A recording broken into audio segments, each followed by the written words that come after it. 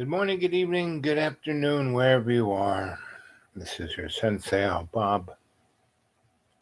I'm on the bop, I'm on the road. And here it is. Sunday was the 4th of July. And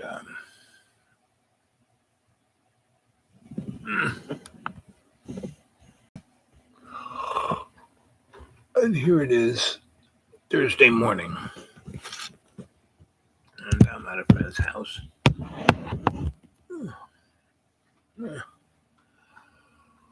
Get ready to go to bed. Ryan, Pennsylvania checking in. Good to see you, buddy. You're a night owl like me. So how's Pennsylvania doing? And what was your 4th of July like? Mine was out in the deep green. There was no one around. My neighbors had, we live out in the woods, and they went to the middle of stinky flatland, North Carolina, where it was like 20 degrees hotter, and lots of mosquitoes. Up in the mountains aren't too many. There's some insects, but not a lot. Let's see. Stormy. Yeah. We had the storm last week.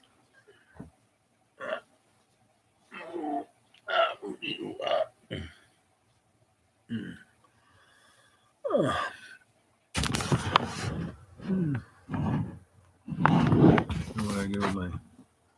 There it is. My trusty flashlight. Oh, better lighting. Let's see.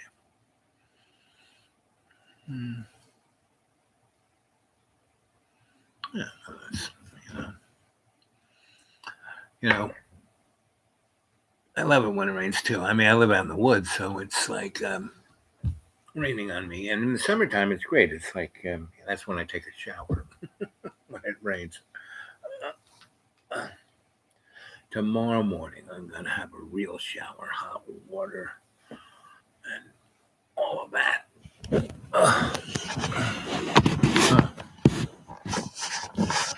My friend's couch surfing.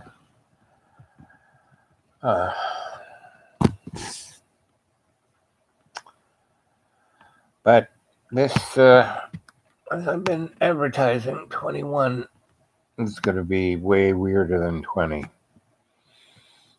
And it already is weird. It's like people are, COVID was actually a good thing in that it gave us a time to think. I have loads of time, and I'm always thinking, but most people aren't. They're so stuck in their day-to-day life that they don't even see what they're doing. And that's one of the problems of humanity and our construct of time. And we don't realize that this little body here is just an avatar. Let's see. Well, when I get on the bop, I close the deep green down. So the last 2 days, I kind of clean things up and, that kind of stuff. And this kind of stuff. On the road, I was on the road most of the day. Rando, good to see you, buddy. There's Ryan Hall. Completely agree. Yep. So, my new neighbors are all like, they're into motorcycles and anything that goes fast and makes lots of noise. And I said, so why did you come to the middle of the woods to blow things up, shoot them? you know. Oh, there's nobody here to tell us not to. And I said, well, they'll be here long enough, and if you annoy enough people, they'll start telling you.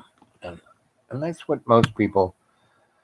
I just saw. So I met my friends, and they, have television, and I was watching the movie channel, and I was watching Betty Davis and Mrs. Sanderson, and that was this young girl who was really beautiful, and all the men loved her, and she just played them all, right?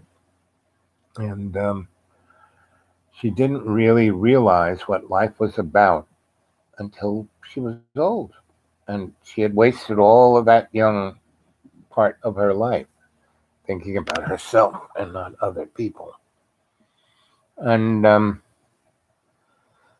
a human being, so I can get annoyed by what people do. So, like my new neighbors, you know, they're blowing things up and riding the motorcycle. But instead of getting angry at stuff, I kind of do things that make them go, huh? And so, you know, I basically put my car because their access, we live on this Forest Service road, and so, and it goes, across our. I mean, it's just something that was there before people started moving in there. So basically, they have lots, and the road kind of goes through their lot. So it's a what is known as an access. So people who have a right to access, they can, but otherwise, it's your lawn or your private property or your garden. So this kid was like, no, right through my front lawn. And so I just kind of parked my car right in the front lawn. So he had to stop. I said, listen, here you are, 6 years old, driving a motorcycle. Well, I'm going to be a, motocross, hero. And I said, well, that's great. Yeah, that's good. But those guys who are really great, who make it, I mean, motocross will either kill you, cripple you, or, you'll be semi-successful, And then, like Steve McQueen will die of lung cancer from the asbestos in the the exhaust system of motorcycles. And so he said, what? And this kid said, I said, so do you want to really, well, I mean, this is fun to do when you're a kid and you're wearing your dad dresses you, and the kid, they actually have motorcycle racing for 6-year-olds, And so anyway, so to come across my lawn, he has to come down this big hill, and he like guns it, top of the hill all the way down. So he's doing like 60, and then he hits, very squirrely, it's a Forest Service road. It's not road, Anyway, so I said, you have great instincts. You kind of amazingly can do this, like, you've been on a motorcycle since you were 2, but you have to start using your brain and using your senses and not just letting yourself be an automaton to your nervous system. I should. And the kid was like, he actually thought about it. He's 6 years old, and he's going, And I said, so what I want you to do, I'm going to pull my car out, and you can go up and down this thing, but from the top of that hill, right down to 100 yards past me, you don't hit the gas. You keep your hand on the clutch, and you just kind of let yourself coast down and take in the road, everything. Don't just be a neuron. And he said, So, he kind of went 100 yards from me and went up to the other side of the holler and got top of the hill and turned around and he did exactly what I said. He put his hand on the clutch, his, hand off the gas, and just coast, So there was no motorcycle, and then he kind of got it almost top of the hill, another 100 yards from me, and went up there, and they came back, and he stopped because, that was pretty amazing because I was actually noticing, I wasn't really thinking on how to drive the motorcycle because I had been driving this since I can remember, but I started sensing other things that, if I was really in a race, I would have to start to sense.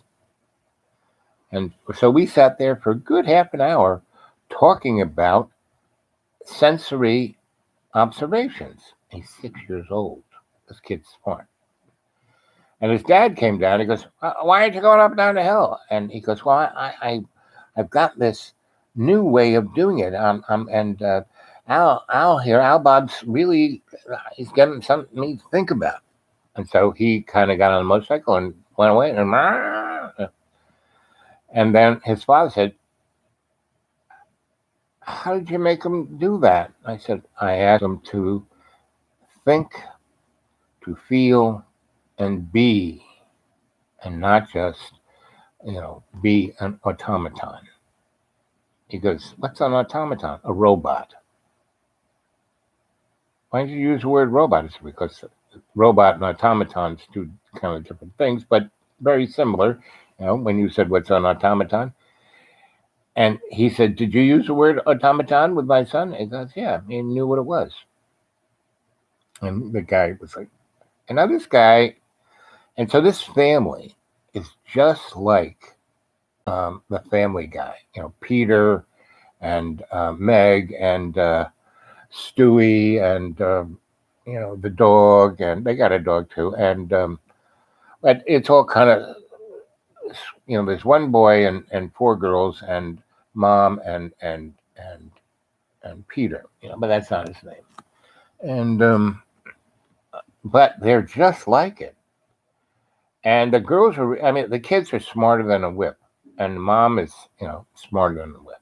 She's a doctor, and this guy mows lawns. And they've been together since high school. So it's like very interesting to watch.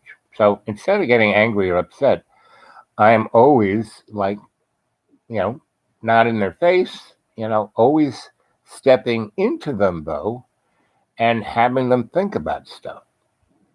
And I gave them books to read, and they all read the books I gave, or are reading the books I gave them, and so they're thinking, and it's really interesting to watch. So it's nice to be out there in the deep green all by myself and just listening to the birds. But it's also nice to have the neighbors, the Family Guy family, come through. And I kind of, I hear them coming. Can't miss them, 3-4 miles away before they get to my front lawn. I can, oh, here they come. And I kind of hobble out there and wait by the side of the road. And they stop and, we talk, and they turn off the motor and we talk. And usually it's just Peter, Dad, and or the whole gang. It's one or the other. And they're not bad people.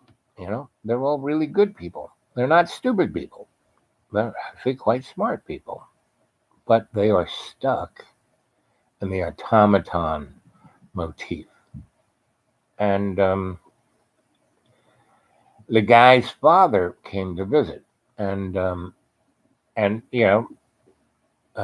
Dad and Granddad, had the same father-son kind of rivalry, and it's really kind of, interesting. And so when the kids and they all went out, it was just Dad and me sitting around. He goes, "So what are you? What are those? What was the term? He said, touchy-feely kind of guys." I said, "Well, I'm a little more than that, but yes, I'm more sensitive than reactionary." He goes, "That's what I mean." That's what he said. "That's what I mean. You kind of always kind of have a thought behind everything you say." I said, "Well, shouldn't people have the thought behind?" He said, "Well, I'm talking away, and I don't even know I'm talking, and then realizing hours have gone by and people are leaving me." And I said, that's the thing, is that if you're into, I said, so here you are with all your grandchildren, right? And I see you interact with them and in a more give and take kind of way. Because, well, they're my grandchildren. And anyway, that's what I'm saying. Is that pretty much everyone is stuck into a preordained motif. And if you do awake and you are conscious, you look around And it's like, kind of lonely because no one else is conscious, or very few are. And we all are conscious all the time. We go in and out of being aware of what's going on.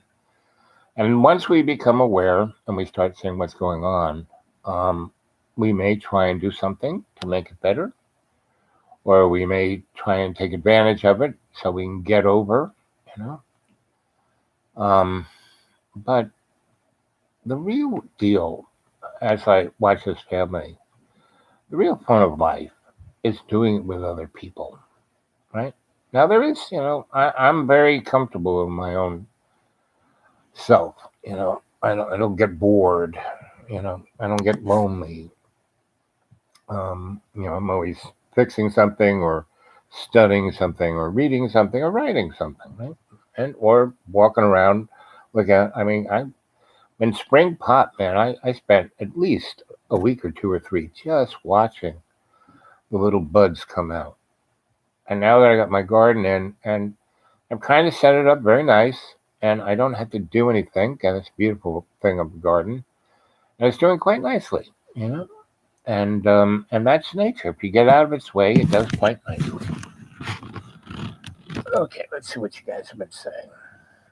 What did you get into today? I drove. Uh, Mando. Yeah, hey, buddy. 11. Yep. Still 11. Yep. I completely agree. Thank you. Whatever that you agreed on. Let's love have to go. Okay. Um, Smart little guy for sure. Yep. And get bored by myself either. Yep. So and people who you know don't get bored with their own company, is they got something going on. You know. But people who have to be distracted, and I just sat in front of the TV. I haven't sat in front of a TV in at least 5 months. And I sat down in front of it around 5 o'clock, and here it is, 11 o'clock. So that was almost 6 hours, but it was interesting. I watched the news. Hadn't watched the news in a long time. I haven't watched the news on TV probably in more than a year and a half, and other things. So it's um, I don't need to be distracted. I don't need to, but I can be. I'm like um, a cat looking at a piece of fluff sometimes, and we all are. We have that. I mean, you it's a goldfish has a longer retention span than the average human being, and it's like scientifically, observed. And so all of and one of the things I kind of got stuck on was that I never wanted to get stuck. So I've had loads of careers. I was a newspaper photographer. I was a filmmaker. I was a master electrician. I was a scholar. I was a healer, activist, traveler, writer. And I had a great mentor, Grandpa Stahl. I started being an electrician. I mean, seriously, being an electrician, working for a guy at 9, you know. And the first 3 years of my apprenticeship was being with Grandpa Stahl's son, Mike, basically hired me to make sure that Grandpa didn't walk in front of a bus, right? And Grandpa just walked me all over New York City, like Grandma walked me all over New York City, and showed me all the things he wired. Still had the keys for it. He had a room full of keys. And, and we would, he wired a good chunk of the New York City subway system back in the 20s. He wired you know, Woolworth building, and he wired the Chrysler building, and a ton of other stuff. And we would just go around, and he he was, our shop, you couldn't be an electrician in New York without being a union shop. I mean, you could be, but you just do fix-it stuff. But the big jobs, all unions. So our shop was 50-50, one of the very, very few shops. But, Grandpa Stahl started with IBEW, International Brotherhood Electric Workers. And so he could do whatever the heck he wanted. And being his apprentice, I mean, that gave me entree to a lot of things. And so I saw so many different things. I never wanted to get stuck on one thing because there were so many things that interest me. I didn't want to just be stuck on that. And so I did it.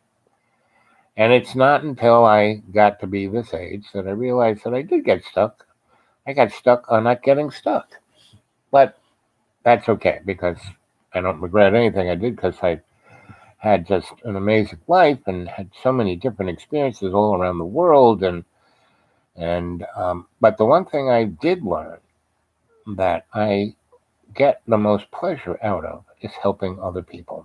That's really what I enjoy. And the challenge of helping other people is also something I enjoy. And that's one reason why I kind of still am John's friend, is because he's a challenge. And I learn a great deal from his activities. And I do enjoy, I mean, he does frustrate the heck out of me. The fact that, I sold him the school, or I turned over the school to him in 2015. So, man, that's like, 7 years ago. Time flies. And he's still talking about the same stuff. How are we going to pay my bills? Oh, if my daddy, I'll get back with my family. Oh, no. Me, I'm thinking of taking that trip across the country with him, just to change things up, just to see if I can get him to um, see a different way, and also for myself to have a different. I haven't really taken a road trip in a long time, so I'm thinking of that. But I know John, and he's thrown me under the bus so many times. Now, that's one thing when you're in a place where you know all the dynamics, but to be thrown on the bus when you're actually on the highway, it's a different thing. So, and I'm old and creaky. I'm not the young, spry guy I was 6 years ago. And, but I'm still walking, and still dealing with it. But I see even out in the middle of the woods, the things I have to deal with, my health care or this or that, I see how discombobulated we are becoming. We are just kind of unfurling, just kind of, um, coming apart, basically. And it doesn't really matter. That's the interesting thing about life. It doesn't matter. This is just a sandbox. We're just here to experience things, to ascend, to understand what our, you know, and we're not even our soul. This we are not our body. Our body is just an avatar. Our soul is the server, and what we truly are is spirit.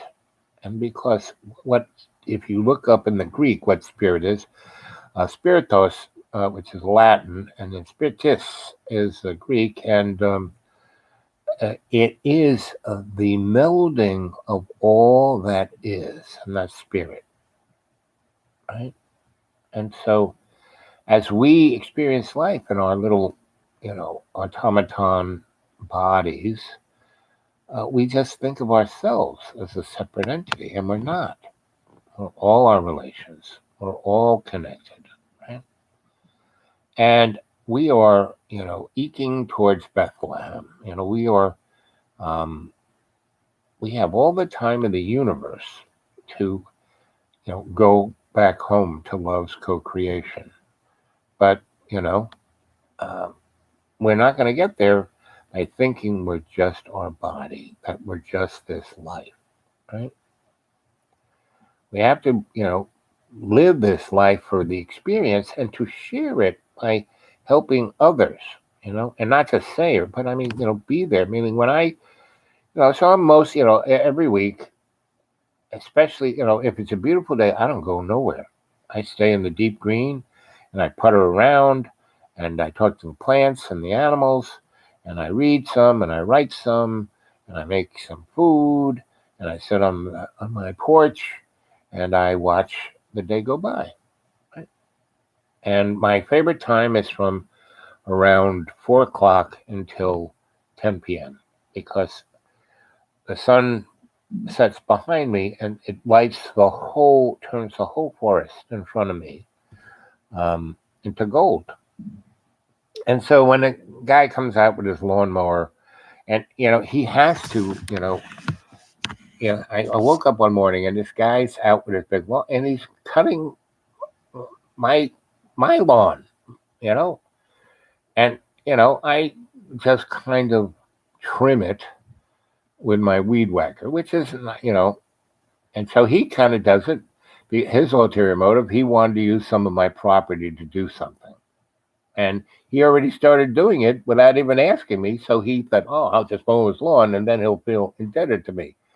I went out there and said, what are you doing, man? I didn't ask you to do this. I don't even want you to do this. And he goes, oh, it looked done. And I looked at it and he goes, yeah, it does look better. And, after he left, I kind of talked to the grass. And the grass said, we love you, Al. And because, see, I grew my grass on stone because I put all the stone down so my hill wouldn't wash away when I took the trees away. And water will go through anything. If it moves, it'll go anything. So I, started grass growing on top of the stone, and that holds the stone there. And so it actually works pretty good. And my cutting it with the weed whacker kind of makes it look like my hair, like lumps here and nothing there. And so, and when he used his professional, lawn, how much that thing cost? $26,000 for a lawnmower. I mean, this is, stuff that they use, that's how he makes his living. His wife's a doctor and he's a lawn boy.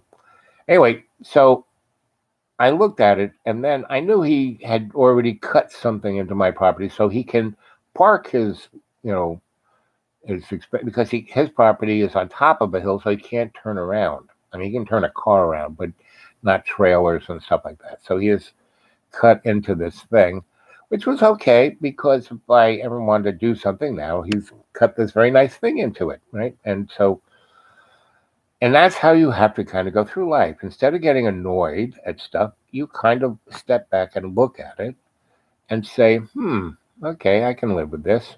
And when there's things that I can't live with, I kind of sit him down and kind of talk to him. But he has less of attention span than his 6-year-old son does, right? Because he has got guns and he is like loaded for bear. He thinks someone's going to come and get him. There's nobody out there. And so he was like shooting his stuff off, and he had his kids shooting his stuff off. Now, I've been around guns my whole life. When I was in third grade, my first, when I came to this new school and I was a new kid in, no one wanted to sit in the lunchroom with me, so I just sat at a table, and this kid came up, and he's wearing a suit, and he goes, is anyone else sitting here? I said, no, have a seat. We sat down. We both had brown bags. We didn't buy it, and we traded. Oh, you have peanut butter? Oh, I love peanut butter. He has, he had just kind of, his mom made the whole wheat bread and the cheese and so anyway, we sat down. I'm jumping on his mom's sandwich. He's eating the Wonder Bread, peanut butter jelly sandwich my mom made for me. And he goes, you want to see my gun? I said, what? And he pulls out a Walter PBK, automatic weapon, James Bond's gun. And he puts it on, he's got it. And that why he's wearing a suit is because he's got a holster for it. And so he pulls it out and he has a kind of silk handkerchief in his jacket pocket. He pulls that out, puts it on the table, and takes the gun apart, like bing, bang, bing. And he explains to me all the different parts and what they do. And here we are sitting in a grade school cafeteria, and he's got a gun. He's taking it apart. No one even blinks because they're so stuck in their own stuff, and the teachers are like, waiting so they can run out and have a cigarette. And I mean, it's just bizarre. And the gun, and this, third grade. How old are you in third grade? Maybe 8, 9. And I wasn't really thinking my new friend here, JP Hoagland, was strange. No, I thought that the fact that nobody, all these grown-ups around and no one has said anything about it, that means they're so stuck in themselves, they're not even watching. And they're so automaton that they're not even watching. And so, anyway, he puts it back together, sticks it back in the thing, and we start talking about other stuff. And he tells me his whole family's into guns. His grandfather started, or his great grandfather started the NRA after the Civil War. And anyway, so we're talking, and he goes, "So you're my new friend?" I said, "JP, I'm your new friend." And he goes, "And I'm your new friend." I said, "Yep, we're buds." He goes, "You want to come home? Have play date?" "Sure. How about right after school?" I said, "Well, your mom got a car?" And she goes, "Oh, yeah." And I said, "Well, where do you live?" "Well, we live in town. I live out further away. And like between Mr. Young's farm and the golf course and Mr. Anderson's estate. That's where I lived." Anyway, so the is my dad pretending to be rich. So I said, "Sure, we'll walk home, and I can use the phone. I'll call my mom and say where I'm at, and if your mom can, drive me home, oh, I'm sure she will." So we, walk the 6 or so blocks from the school to this kid's house, and there's his mother. I don't know if any of you know who Donna Reed is, but in the 1950s, she was like the epitome of there was Fathers No Mess and Donna Reed. And she's always wearing an evening gown with an apron making cookies, right? So I come into this house, and mom, look, JP goes, "Look, I have a new friend from school. I just met him." And she turns and goes, "Oh, you're JP's new friend." I said, "Yes, Miss Oakland." And she has a bandolero across her chest and 2 pearl-handled 45 pistols. And that's the first time I met Mrs. Hoagland. She's making cookies, and she's got 2 45s, And so, you know, um, we talk a little bit, and then she goes, "Oh, JP, take them downstairs, show them the 50." And their basement, had more weapons than most third world countries. And they actually had a 50 caliber machine gun that they had on a stand that they shot in their basement, and they had a wall that stopped the bullets, not concrete that would bang, bang, bang, bang and kill someone. But I mean, these people understood guns, knew guns. Anyway, so I became JP's new friend, hung out with him. The first weekend, we're there. They said, "We're gonna go to the range. You want to go to the range?"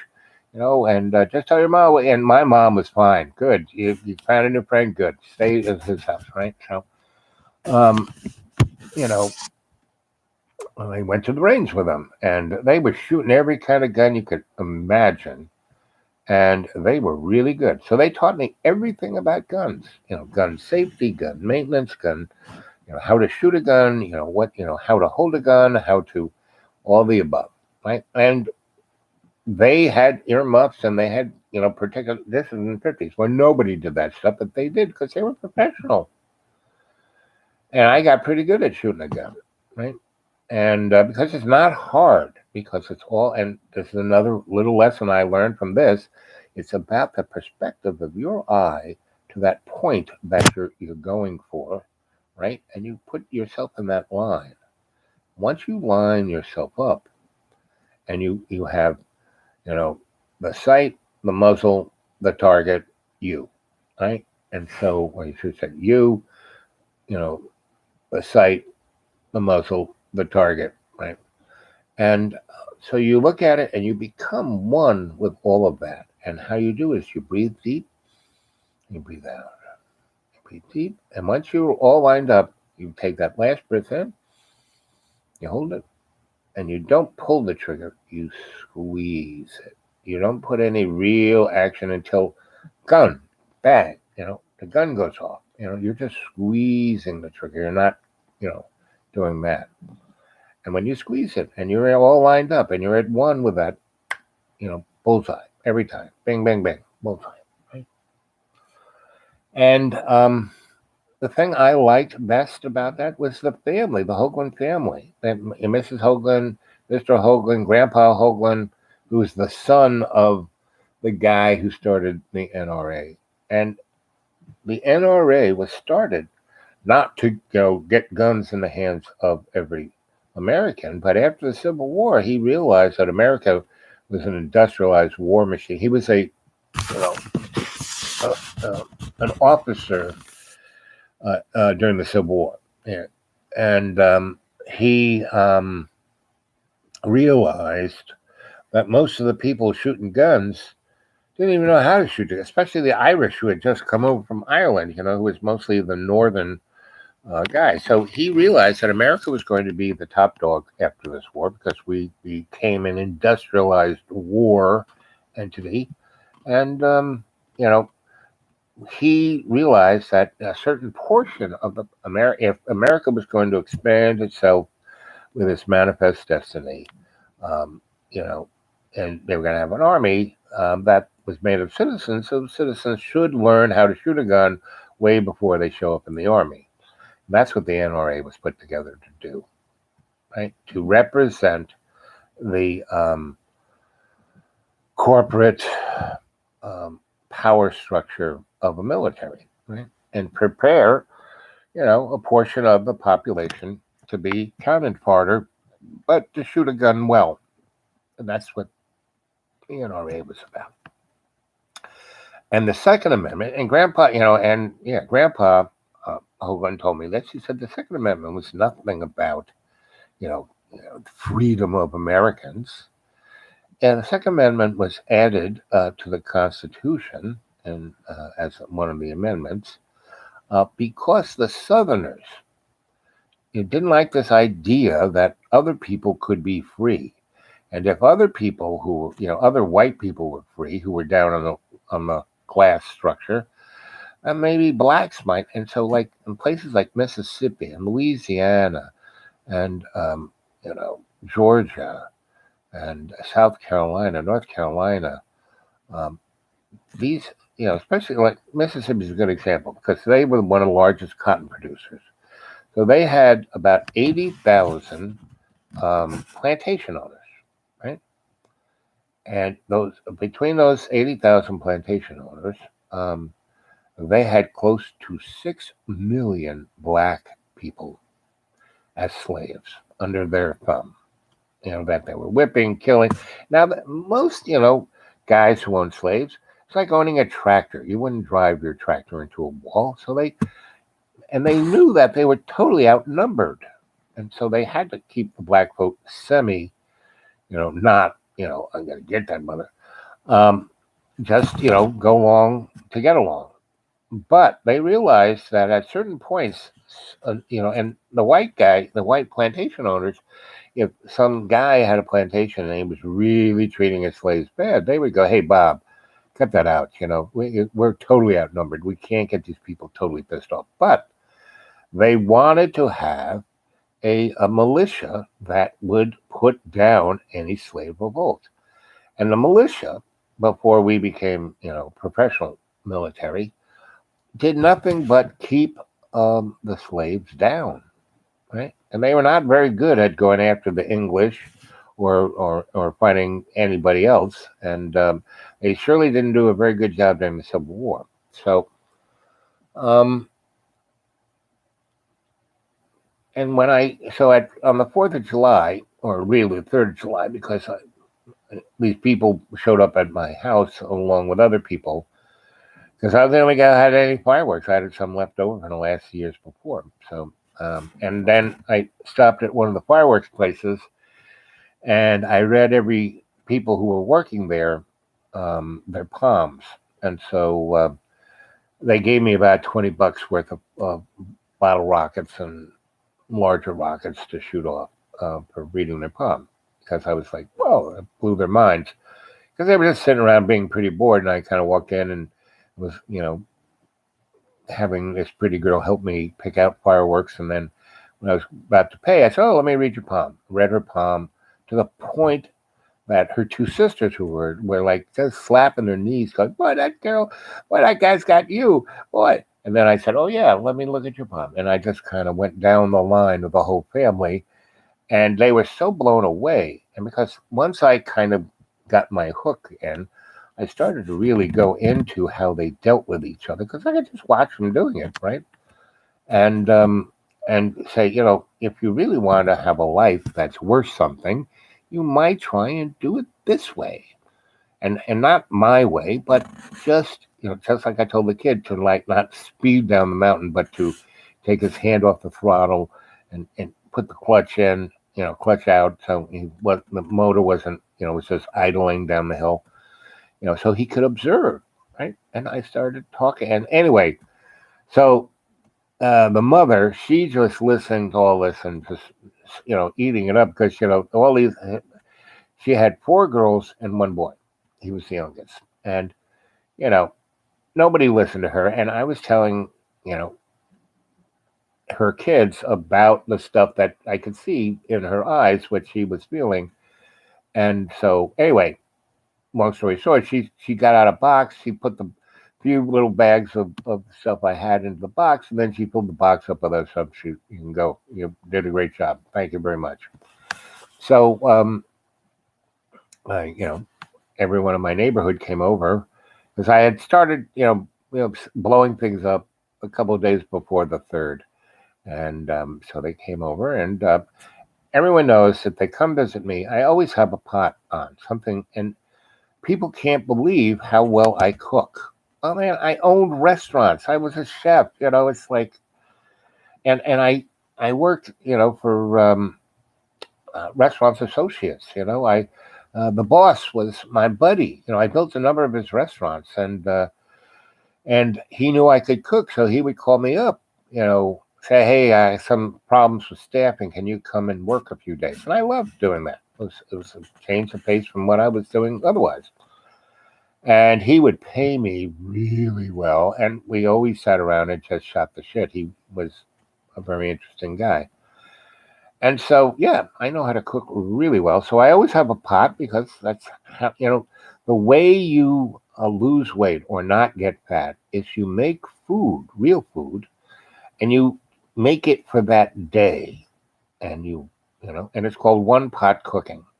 And you make that thing, and you eat all day long. You start cooking in the morning, and by 11 or 12, it's all ready. And by that time, you've already had your eggs and your second breakfast, and if you just kind of eat little bits during the day, your body will be very happy.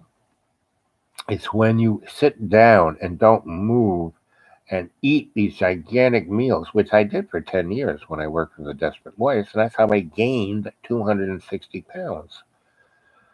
And now I'm back to a living weight of, 210. And people think, well, you're a tall guy. Well, no, I stand up straight. I don't stoop, because, I studied martial arts. I did Tai Chi and Qigong and Taekwondo and Jiu Jitsu. And all of those things are about angles and a leverage. And, you know, basically how to use your body, the mechanical um, levers and pulleys of your body in the most economic and, you know, not forceful, but uh, best outcome, right? And so I still do Tai Chi. I still do Qigong.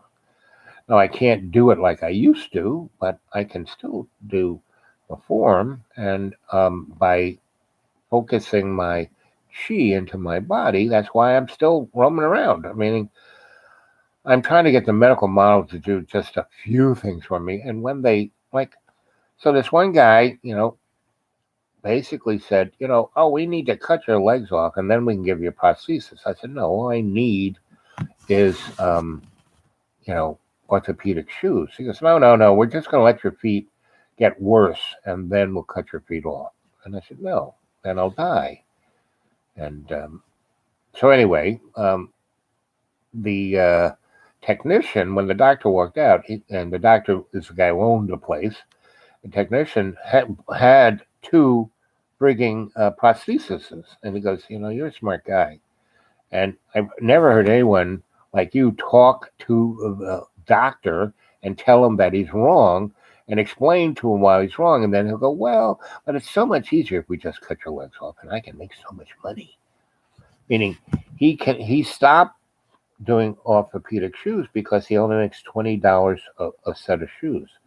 But when he cuts your legs off and puts a prosthesis on your legs, he makes $140,000 guaranteed. And that's the problem with our present economic system, is that it's a set game. This is how it's going to work, and it's not sustainable. And all of you youngsters out there, and how many youngsters are watching, but I'm 70. I'm in my 70s. And that's why I'm doing the show, just to try to pass on some experiences I have, not truth or knowledge or this is the way it is, but just experiences that you might take and get a sensibility that you can become more aware of your own chi, your own psyche, your own spirit, and realize how much you are connected to all our relations, everybody, man. When Chris Columbus came here, he didn't hit North America. He hit basically Haiti. And there were 6 million indigenous people living on Haiti. It was a garden paradise. They came there and said, and he took about 8 guys back to Spain with him. And he said, these guys will make great slaves. They're really tall, they're smart, they're really generous, and they don't know anything about violence. So they'll be able to kick their butt real easy. And he convinced the rich people to give him an armada. He just went there with 3 ships with a bunch of losers. He went back 2 years later with his son. He had 2,500 primed, trained Spanish soldiers with rifles and cannon. And within 4 years, he killed 6 between diseases and just killing them. He killed 6 million indigenous people. Christopher Columbus did. And that's why indigenous people aren't too happy about him. And, and that kicks the ball off for where America has. And now folks who were going on about, they try to change our culture, try to kill our culture, no, they're just people are telling the truth. And they're fighting against demographics. White people are becoming the one race that is becoming the most impotent race are white people, especially white men. And so, of course, they're scared about losing their position of exceptionalism, meaning I can tell everybody else what to do and no one can tell me what to do. And that's Peter's, based on, well, I'm out here because no one can tell me what to do. Right? So right off the bat, when he said that to me, I said, well, I can't tell him what to do, but I can tell him stories and tell him things that make him start to think. And I can get to him through his kids and his, and his wife is actually kind of going, And I basically, speak to them individually, not as a group, individually. Maybe 2 of the kids at a time.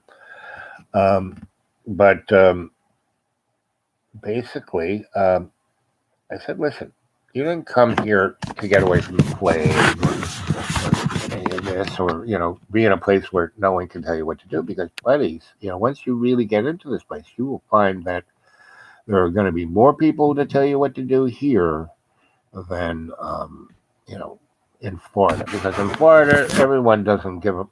Everyone's from someplace else, running from something else, and and that's Florida. But here, it's pretty much half the people. I don't know how much longer the holler folk will exist because the rich are really coming in and just buying the place out. I mean, in the last 8 months, they purchased half of quarter of my county, and two parts of half of another county right next to us. And so it's and then you look at a place like Asheville, where I lived from '91 until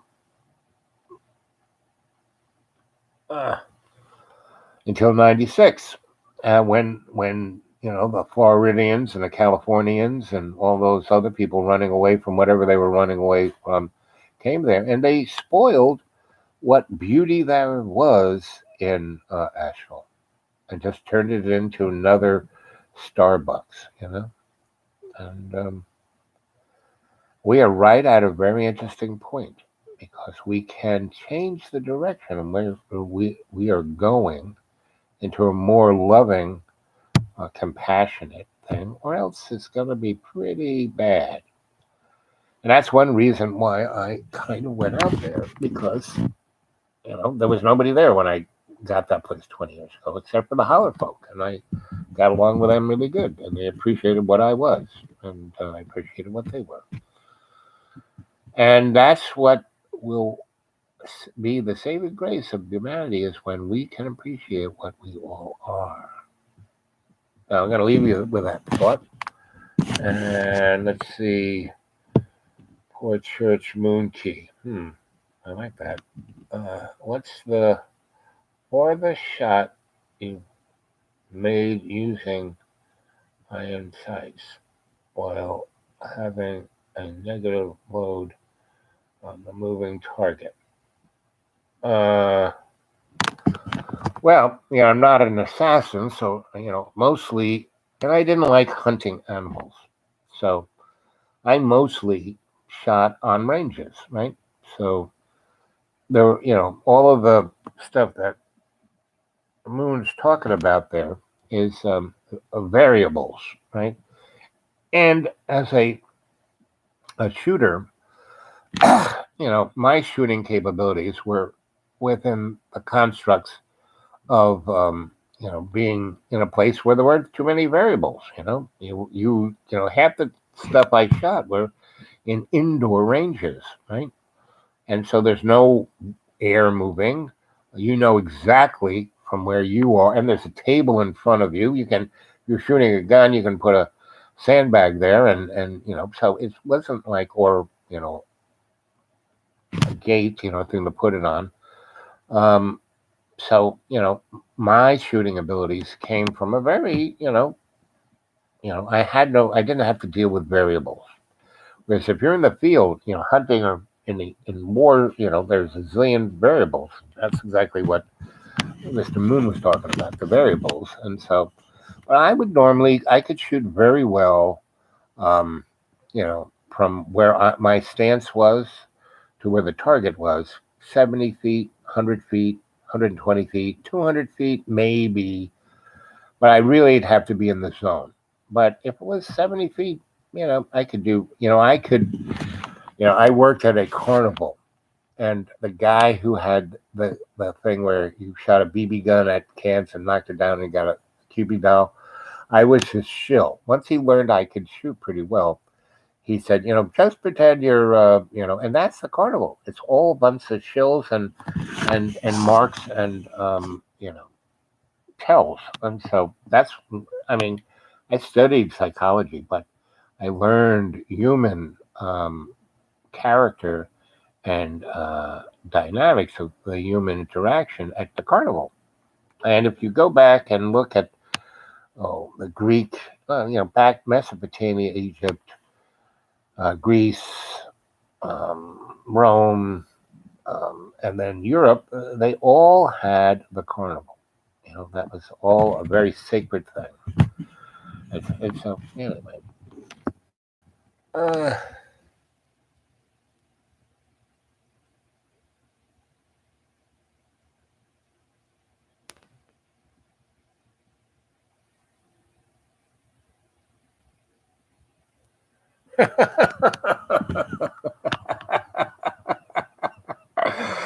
Mr. Moon, that's pretty funny.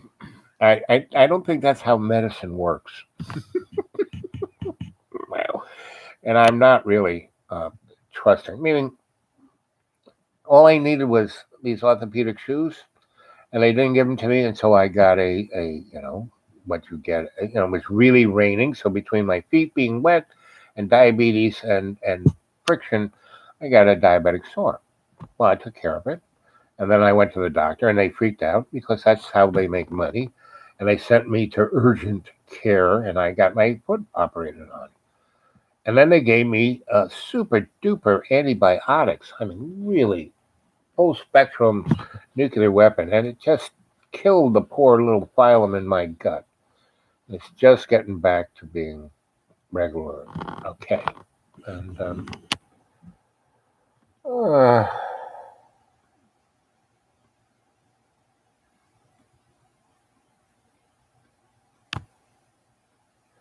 yeah, see, I never really shot at moving targets. Like I said, I didn't hunt. I didn't think that was fair to use a 30-06 on Bambi with a telescopic sight. A little unfair.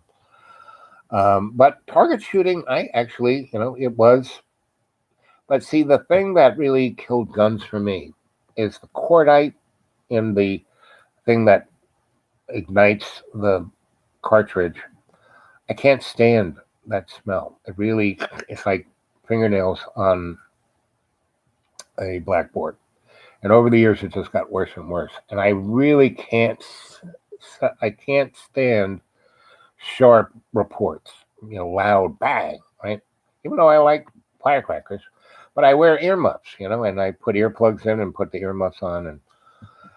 And anyway, so, but I always surprise. I mean, I haven't really shot. Last time I shot a gun was in 1983, and I was building lots of nightclubs for mobsters, and my godfather, Mike Finelli. If you can go Google Finelli's bar, and he was like the most interesting godfather because his whole thing was he controlled the little rolls you get at fancy restaurants that had gooey center but really hard outside, like a French croissant, or not croissant, but baguette, and tablecloths, napkins, and the beer taps. Not the beer, but the beer taps. And if you wanted to have a restaurant, you had to pay him. And all of the other mobsters, because he didn't really have muscle. I mean, he didn't have guys with guns. He had some people with guns, but it was more his respect. I mean, he came right in the middle of from when it started to like when it was like The Godfather to 2000. He died in 2001, and so he was more like the diplomat, and that's why no one you know try to horn. He picked his little niches that no one wanted to horn in. It's not like drugs or prostitution or numbers or protection. Rolls, napkins, tablecloths, and beer things, right? So anyway, um, he once took me to the mobster fancy schmancy like guys club. It was on McDougal Street near NYU, and it was called St. Gennaro's Gun Club or something like that, right? And this is so the mobsters could legally have guns, and the cops wouldn't get too upset. And so they had, came in this big lobby, and there's a big ballroom and a bar and a kind of place where pool tables are, and upstairs the party rooms, and downstairs was where they shot guns. And we go down there, and it was kind of interesting in that they only had pistols, right? And what they had was what I thought was quite nice. It was kind of really rolly, those kind of things you roll around at guys who are mechanics or have tools and they have all these drawers that kind of roll out. And anyway, they had those with all these guns. And there was a Walter PBK. I took it out, you know, and every one of those guns was loaded. Not what you're supposed to do, but they were all loaded, and all had, um, you know, one in the tube, and half of them the safeties weren't even on. It's like, and that's how Tommy Two Toes got his name. He shot off two of his toes, right? And so, everyone's shooting, and I go, so you got any earmuffs? What's earmuffs? Ear protection. He goes, oh, aren't you a man? I said, no, I want to keep my ears. And so I'm wearing the big red things, and the mobsters are all there, and they're shooting at stuff, and they're not too good, yeah. And so they say, oh, what are you going to shoot? I said, let's see what kind of. I said, well, it's a PBK. Took the clip out, so look, put it in. Stood up to the line, got my eye into the sight, into the target, and I just rolled off 5 shots. Bang, bang, bang, bang. Right? And I squeezed each one. Bang, bang, bang, bang. And I kind of tore out the center of the target. Not putting it all in the same hole, but everything from 0 to 4, I took the whole thing out. And the other guys, half of them didn't even have holes on their paper, right? Hit the button, the thing goes back, you see what you did. And those guys were like, couldn't believe I could shoot like that. Where'd you learn to shoot like that? I said, well, it's a long story, which I told you. Let's see, what time? Oh, we talked an hour. It's 12:30. It's time for me to go to bed. Well, I'd love it if you gave me some thumbs up, the 2 or 3 of you who are still watching, and anyone who wants to drop anything into my PayPal account, just go to PayPal and say, hey, I want to put something in the dudeawake42 at Gmail. And if you want to talk to me in person on Gmail, that's the dudeawake42 at Gmail. And if you want to read any of my stories and novels and essays, go to xratted.blogspot.com. So I love you guys. So remember to breathe. And in every day and every way, take the peace of the earth and make it stronger. Father Sky, Mother Earth, Holy Spirit, bless us indeed. Protect us. Keep your hands on our shoulders, enlarge our territory, and keep us from evil, so we will do no harm. I love you guys. Stay well. Be good. I'll talk to you. Now that I have a little easier, I'm going to stay here for a few days. I will maybe talk to you a few more times. Friday, I'll be blind because I'm getting my eyes operated on. Okay. Talk to you later. It's interesting to be blind. It makes you appreciate being able to see stuff.